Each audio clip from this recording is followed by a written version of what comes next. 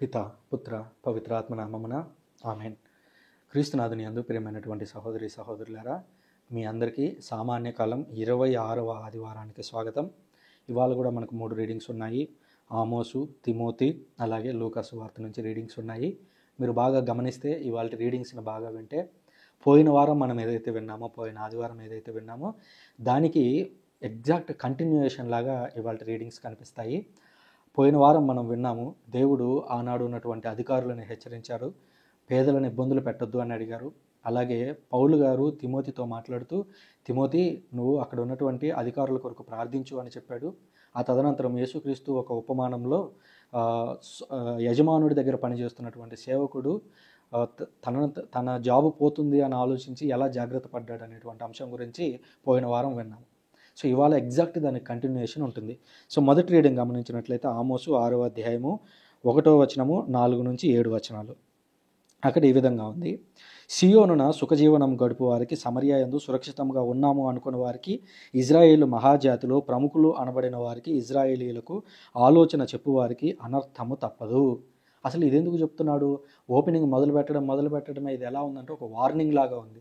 మరి ఏం జరిగిందని ఆలోచిస్తే, యేసుక్రీస్తు రావడానికి దాదాపు 750 ఏళ్ల క్రితం ఇజ్రాయేలు అనేటువంటి ప్రాంతంలో ఈ ఆమోసు అనేటువంటి ప్రవక్త ఈ మాటలను చెప్తున్నాడు. ఎందుకు చెప్తున్నాడు అని అంటే, అక్కడ ఒక రాజు ఉన్నాడు, ఆయన పేరు యరొబాము II, అంటే 2వ యరొబాము అనేటువంటి రాజు. ఈ రాజు ఒక రకంగా చెప్పాలంటే ఎలా లంచాల గుండిలాగా మారిపోయాడు, లేదా అన్యాయం చేసేటువంటి వ్యక్తిలాగా మారిపోయాడు, లేదా అన్యాయం చేస్తున్నటువంటి వ్యక్తులని శిక్షించినటువంటి వ్యక్తిగా మారిపోయాడు. అలా మారిపోయినప్పుడు అక్కడ ఉన్నటువంటి మతాధికారులు కావచ్చు, వ్యాపారులు కావచ్చు, పేదలను పీల్చి పిప్పి చేసుకుంటూ ఉన్నారు. దేవుడు వాళ్ళని పలుమార్లు హెచ్చరించాడు, మీరు తప్పు చేస్తున్నారు, పేదలను ఇబ్బందులు పెడుతున్నారు, నా మాటలను మీరు వినడం లేదు, మీరు నా మాటలు వింటే మీ జాతి మిగులుతుంది, లేదా మీరందరూ నాశనం అయిపోతారు, మీ యొక్క జాతులు ఇక్కడ ఉండకుండా ఇక్కడ నుంచి వెళ్ళిపోతారు అని దేవుడు హెచ్చరిస్తూ వస్తే వాళ్ళు మాట వినలేదు. సో ఆ హెచ్చరికల్లో భాగమే ఇది. మరి వాళ్ళు అప్పటికైనా విన్నారా అంటే తదనంతరం కూడా వాళ్ళు వినలేదు. ఆ తర్వాత అసిరియా సామ్రాజ్యం వచ్చి వాళ్ళ మీద దాడి చేయడం, ఇజ్రాయేలు అనేటువంటి ఆ పై ప్రాంతం ఏదైతే ఉందో, యూదా అనేటువంటి ప్రాంతం మనకు తెలుసు, కానీ ఇజ్రాయేలు అనేటువంటి పై ప్రాంతం ఏదైతే ఉందో 10 తెగలు ఎక్కడైతే నివసిస్తున్నాయో ఆ ప్రాంతం అంతా కూడా తదనంతర కాలంలో అసలు లేకుండా పోయింది. అటువంటి పరిస్థితి ఏర్పడింది. సో ఆ హెచ్చరిక చేస్తున్నటువంటి నేపథ్యంలో నుంచి రీడింగ్ చదువుతున్నాం. సో ఇక్కడ దేవుడు మాట్లాడుతుంటున్నాడు, ఈ సియోనులో సుఖజీవనం గడుపుతున్నారే, మీరు పేదల నుంచి దోచుకుని వచ్చి మీరు ప్రశాంతంగా బతుకుతున్నారు కదా, మీరు ఇక్కడ సుఖంగా ఉంటామనుకుంటున్నారేమో, జాగ్రత్త, మీరందరూ కూడా ఇబ్బందులు పడబోతున్నారు, మీకు అనర్థం కలగబోతూ ఉంది. దంతం పొదిగిన మంచాలపై పరుండి పాన్పులపై తమను చాచుకొని మందలో మేలిమి గొర్రెపిల్లలను, శాలలోని లేగదూడలను వధించి మొక్కు మీకు అనర్థము తప్పదు. మీరందరూ బాగా ధనికులై ఉన్నారు, కానీ దేవుడికి ఏదో ఇవ్వాలి కదా అన్నట్టుగా మీరు వచ్చి బలులు అర్పిస్తూ ఉన్నారు, కానీ మీరు రోజంతా ఆ వారమంతా చేస్తున్నదంతా తప్పు, కానీ సబ్బాతు రోజున మీరు వచ్చి బలి అర్పిస్తూ మేమేదో పెద్ద గొప్ప వాళ్ళం అన్నట్లుగా మీరు ప్రవర్తిస్తున్నారు, మీకు అనర్థము తప్పదు. మీరు దావీదు వలె పాటలు కట్టి తంత్రివాద్యములు మీటుచు పిచ్చి పాటలు పాడుతూ గానం చేయుచున్నారు. మీరు దావీదులాగా పాటలు పాడుతున్నారు, ఓకే, పాటలు పాడటం మంచి విషయమే, కానీ మీరు చేస్తున్నది ఏంటి? పిచ్చి పాటలు పాడుతున్నారు. అండ్ రెండవది, ఆరాధన వ్యర్థమైపోతుంది. ఎందుకు వ్యర్థమవుతుంది అని అంటే, మీ జీవిత క్రియలు సక్రమంగా లేవు. అంటే మన జీవితంలో మనం తప్పు చేస్తూ దేవాలయానికి వెళ్ళి దేవాలయంలో ఆ ఆరాధన ఆ గంట సేపు మనం దేవునిలో లీనమైనంత మాత్రాన దేవుని నుంచి వచ్చేటువంటి శిక్ష తప్పిపోతుంది అని మనం అనుకోకూడదు.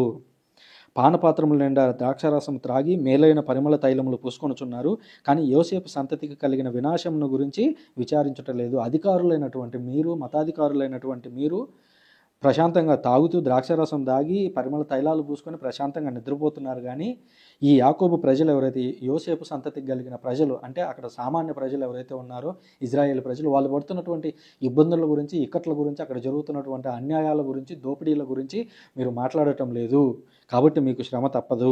కావున మీరు ప్రవాసమునకు పోవు వారిలో మొదటి వారగుదురు. మీ విందులు వినోదములు తుదముట్టమగును. ఇజ్రాయేలీల పొగరు నాకు నచ్చదు. వారి మేడలను నేను అసహ్యించుకుందును, వారి నగరములను దానిలోని సమస్త వస్తువులను శత్రువులకు అప్పగింతునని చెప్తున్నాను అని దేవుడు హెచ్చరిక చేశాడు. ఆయన వార్నింగ్ ఇచ్చినట్లుగానే ఆ తదనంతరం కూడా వాళ్ళు మార్చుకున్నప్పుడు శత్రువులకి ఆ దేశాన్ని అప్పగించాడు. శత్రువులు వచ్చి ఆ దేశంలోని ప్రజలందరినీ, ప్రత్యేకించి అక్కడ ఉన్న అధికారులందరినీ కూడా అనేక మందిని చంపేశారు, కొంతమందిని బానిసలుగా తీసుకుని వెళ్ళారు, కొంతమందిని అసలు ఆ ప్రాంతంలో లేకుండా చేసేశారు. సో అలాంటి పరిస్థితులకి వారు వెళ్ళిపోయారు. కాబట్టి ఈరోజు ఇది మనకు కూడా ఒక హెచ్చరికగా ఉంటుంది. బోధకులు అనేటువంటి వారు, ఆధ్యాత్మిక అధికారం కలిగినటువంటి వారు, బైబిల్ తెలిసినటువంటి వారు, విశ్వాసులకి ఏది మంచి ఏది చెడు అని చెప్పగలిగేటువంటి జ్ఞానం ఉన్నటువంటి వారు ఆ మార్గంలో నడుచుకోకుండా దానికి వ్యతిరేకంగా వెళితే, లేదా ప్రజలకు అన్యాయం చేయాలి అనేటువంటి దిశలో మీరు వెళితే ఖచ్చితంగా మీకు శిక్ష ఉంటుంది అని దేవుడు ఇక్కడ మనకి తెలియజేస్తూ ఉన్నాడు. ఇకపోతే రెండవ రీడింగ్ గమనించినట్లయితే పునీత పౌలు గారు తిమోతికి రాసిన మొదటి లేఖ 6వ అధ్యాయము 11 నుంచి 16 వచనాలు. మరి మొదటి రీడింగ్లో మనం గమనించినట్లయితే అధికారులను హెచ్చరించాడు, మతాధికారులను హెచ్చరించాడు. మీరు ఏమి చేయాలి అని దేవుడు కోరుకున్నాడో దానికి వ్యతిరేకంగా ఎలా ఉన్నారో చూపించారు. అయితే ఇప్పుడు పౌలు గారి ద్వారా ఈ అధికారులు అనే వాళ్ళు ఎలా ఉండాలి, ఫాదర్లు, సిస్టర్లు, బిషపులు, పోపు గారు, ఈ విధంగా అధికారంలో ఉన్నటువంటి వారు, ఉపదేశులు కావచ్చు, బైబిల్ గురించి బోధిస్తున్నటువంటి నాలాంటి వారు కావచ్చు, లేదా కుటుంబంలో యజమానులుగా ఉన్నటువంటి వాళ్ళు కావచ్చు, మనమందరం ఏం చేయాలి, ఎలా ఉండాలి, దేవుని యొక్క మార్గంలో నడవాలంటే మనం ఏ విధంగా ఉంటే అది సరైనది అనే అంశం గురించి మాట్లాడుతూ పౌలు గారు ఇలా అంటున్నారు. దైవజనుడవగు నీవు వీటికి దూరంగా ఉండము, అంటే చెడు కార్యాలకు దూరంగా ఉండము. అంతకుముందు చెప్తాడు, నీతి, భక్తి, విశ్వాసము, ప్రేమ, సహనము, సౌజన్యము అను వాటి కొరకు నీవు యత్నింపము. నువ్వు నీతిగా ఉండాలి, భక్తిగా ఉండాలి, విశ్వాసంతో ఉండాలి, ప్రేమతో ఉండాలి, సహనంతో ఉండాలి. ఈ గుణాలన్నీ మనలో పెంచుకోవాలి. ఇవన్నీ కూడా పవిత్రాత్మ దేవుడు మనకు అనుగ్రహించేటువంటి వరాలు. మనం దేవుణ్ణి అడగాలి. పవిత్రాత్మ ధృవీకరణ సాంగ్యం ద్వారా మనం ఇవన్నీ దేవుడి నుంచి పొందుతున్నాము. అయితే అవి మన నిత్య జీవితంలో బయలుపడేలాగున మనం ఎప్పుడు దేవుణ్ణి అడుగుతూ ఉండాలి. దేవా, ఈ లక్షణాలన్నీ నాలో బహిర్గతం అయ్యేలాగా, నేను ఓపికతో ఉండేలాగా, విశ్వాసంతో ఉండేలాగా, సౌజన్యంతో ఉండేలాగా, సహనంతో ఉండేలాగా నాకు శక్తిని అనుగ్రహించు అని మనం దేవుణ్ణి అడుగుతూ ఉండాలి. విశ్వాస సంబంధమైన మంచి పోరాటమును పోరాడి నిత్య జీవమును గెలుచుకొనము. మన పోరాటం అనేది లోకల్గా ఉన్నటువంటి లీడర్ల మీద కాదు, మన పోరాటం అనేది ఎదురుగా కనిపిస్తున్నటువంటి రాజకీయ నాయకుల మీద కాదు, బదులుగా విశ్వాస సంబంధమైనటువంటి పోరాటాన్ని మనం పోరాడాలి. సైతాను మీద మనం విజయం సాధించాలి. ఎదురుగా ఉన్నటువంటి శత్రువులు కూడా మనకి మిత్రులుగా మారిపోయేలాగా, దేవుని యొక్క బిడ్డలుగా మారిపోయేలాగా మనము విశ్వాసంలో బలంగా నిలబడాలి, వాళ్ళ కొరకు ప్రార్థించాలి. పెక్కుమంది సాక్షుల ముందర నీవు నీ విశ్వాస ప్రమాణమును వనర్చినప్పుడు దేవుడు నిన్ను ఈ జీవనమునికే పిలిచెను. 10 మంది ఎదుట సృజన అంటే ఇది, గురువు అనేటువంటి నా జీవిత సాక్ష్యం ఇది, బిషప్ అనేటువంటి నా జీవిత సాక్ష్యం ఇది అని 100 మంది ముందు చెబుతున్నప్పుడు ఏ ఒక్కడు వేలెత్తి చూపలేనంతగా మనము ఆ జీవితాన్ని జీవించాలి. అంత ఉదాత్తమైనటువంటి జీవితాన్ని మనం ప్రజల ఎదుట జీవించాలి అని పౌలు గారు సూచిస్తున్నారు. ఇంకా అంటూ సమస్త వస్తుజాలమునకు జీవమునిచ్చి దేవుని ఎదుట పొంతి పిలాతు సముఖమున సత్యమునకు సాక్ష్యం ఇచ్చిన యేసుక్రీస్తు ఎదుట నేను నీట్లు ఆజ్ఞాపించుచున్నాను. మనమందరం చెప్పుకున్నాము, తిమోతి గారు ఎఫ్ఎస్సి ప్రాంతానికి బిషప్గా పనిచేశారు. ఆ ఎఫ్ఎస్సి ప్రాంతానికి బిషప్గా అభిషేకించింది పౌలు గారు. ఈ రోజు ఉన్నటువంటి టర్మినాలజీ ప్రకారం చెప్పాలంటే పౌలు గారు ఆర్చ్ బిషప్. సో ఆర్చ్ బిషప్గా తిమోతి గారిని అభిషేకించి ఆయన అక్కడ నుంచి వెళ్ళాడు. ఇప్పుడు ఆర్చ్ బిషప్ స్థాయిలో ఆయన బిషప్ గారికి ఈ సూచనలన్నీ చేస్తూ ఉన్నారనమాట. మన ప్రభువుగా యేసుక్రీస్తు వచ్చే వరకు ఈ కట్టడను నిష్కలంకముగాను నిందలేని వాడుగాను పాటింపుడు. మనం నింద కూడా లేకుండా ఉండాలి. అంటే నిందలు కూడా రాకూడదు అని అంటే మనం ఇంకెంత పవిత్రంగా బతకాలో ఆలోచించండి. సాధారణంగా నిందలు వేయడం ఈజీ, ఎవరికైనా కోపం తెప్పిస్తే నిందలు వేసేస్తారు. కానీ అలాంటి నిందలు కూడా వీడి మీద వేయకూడదురా, వీడు అంత పవిత్రంగా జీవించాడురా అని ఎదుటి వాళ్ళు మన గురించి భావించేంత గొప్ప జీవితాన్ని మనం వాళ్ళ ఎదుట జీవించాలి. అలా మనం మన యొక్క సాక్ష్యాన్ని పదిలపరుచుకోవాలని పౌలు గారు చూపిస్తూ ఉన్నారు సూచనలు. తదనంతరం దేవుణ్ణి పొగుడుతూ ఉన్నటువంటి వచనాలతో ఈ రెండవ రీడింగ్ అనేది ముగుస్తుంది. కనుక రెండవ రీడింగ్ నుంచి మనం నేర్చుకోవాల్సింది ఏమిటి అని అంటే, మనము ఎదుటి వారికి, విశ్వాసులకి, మన చుట్టూ ఉన్నటువంటి వారికి, మన కుటుంబంలో ఉన్నటువంటి వారికి సాక్ష్యంగా నిలబడాలి, మాదిరిగా నిలబడాలి. ప్రేమ, విశ్వాసము, సౌజన్యము, సహనము ఇలాంటి విషయాలన్నింటిలో కూడా మనం సాక్ష్యంగా ఉండేలాగా దేవుని ఎదుట మనం బ్రతకాలి అని చెబుతున్నాడు.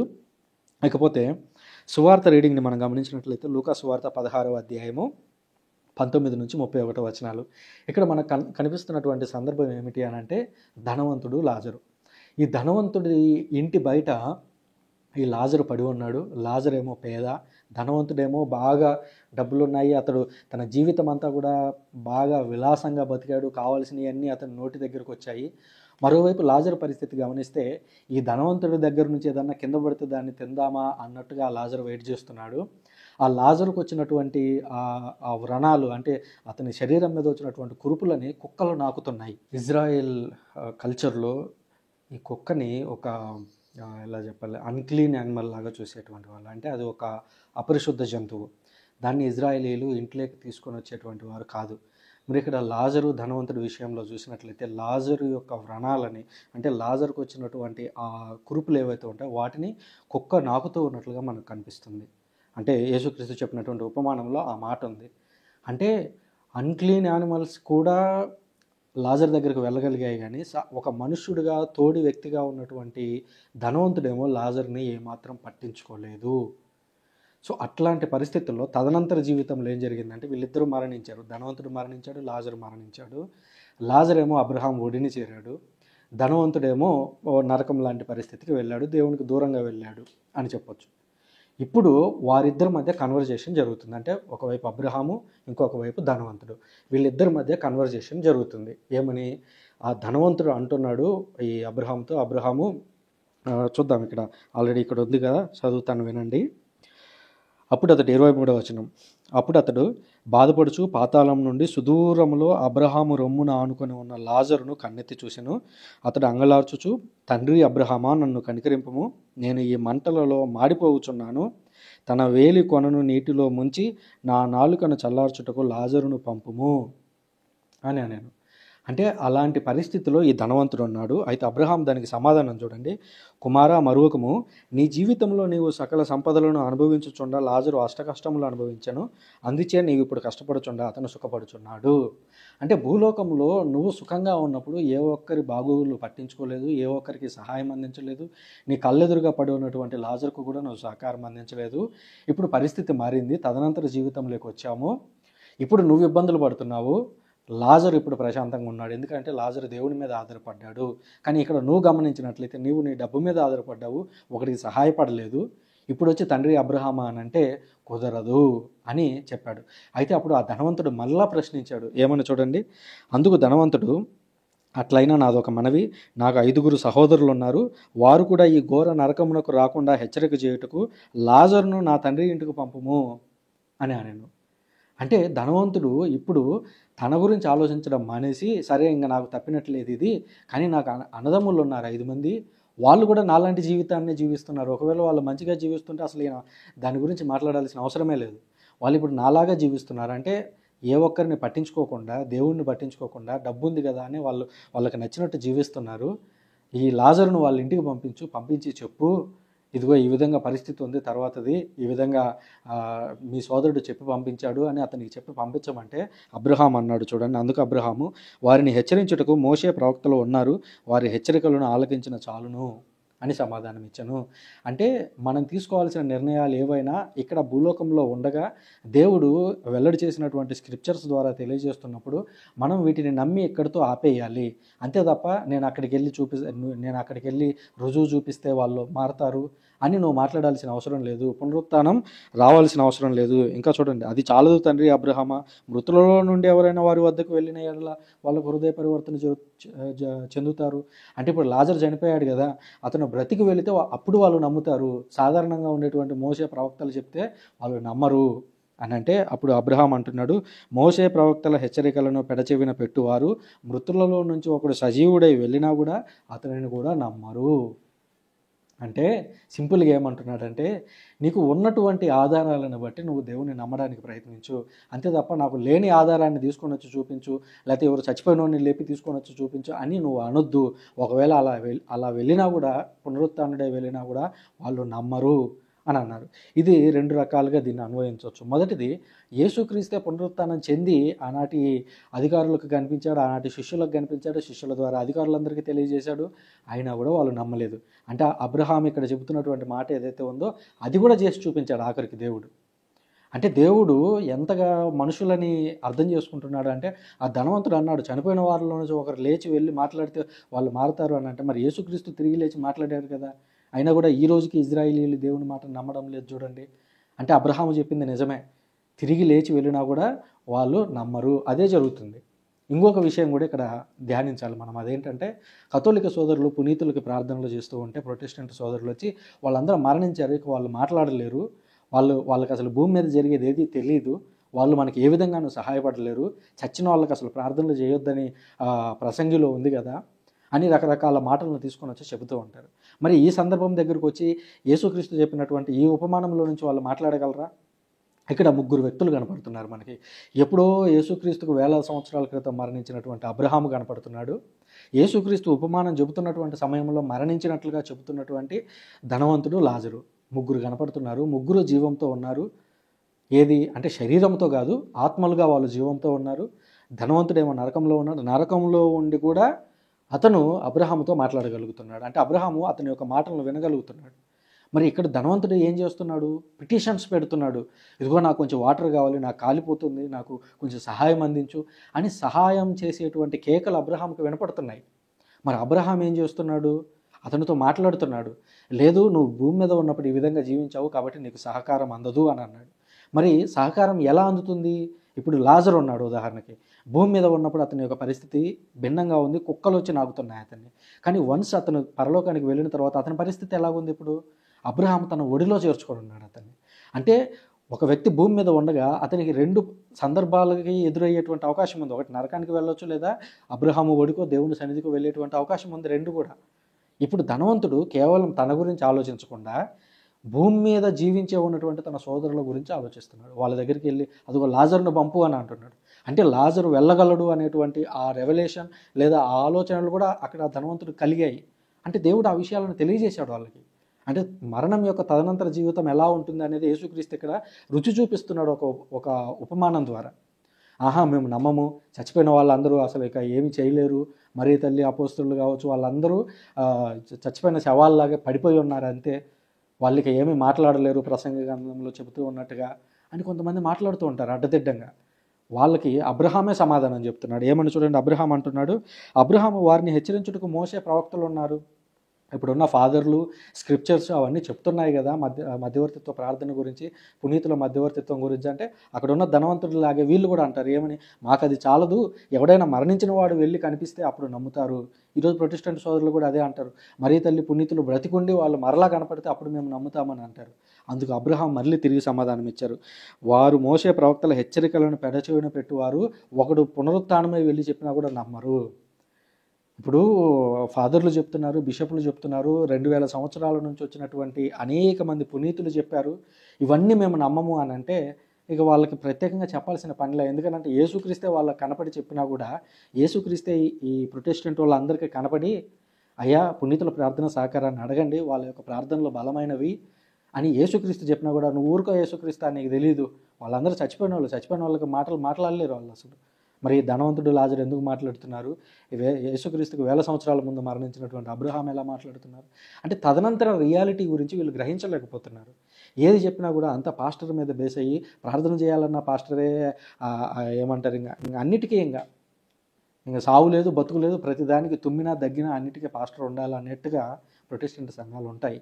కనుక ప్రియమైనటువంటి సహోదరులారా, మనం గుర్తించాల్సినటువంటి అంశం ఏమిటి అని అంటే, దేవుడు పునీతులని మనకు సహకారంగా ఇచ్చాడు. మనకు ప్రార్థనా సహకారం అందించడానికే వాళ్ళని ఇచ్చాడు.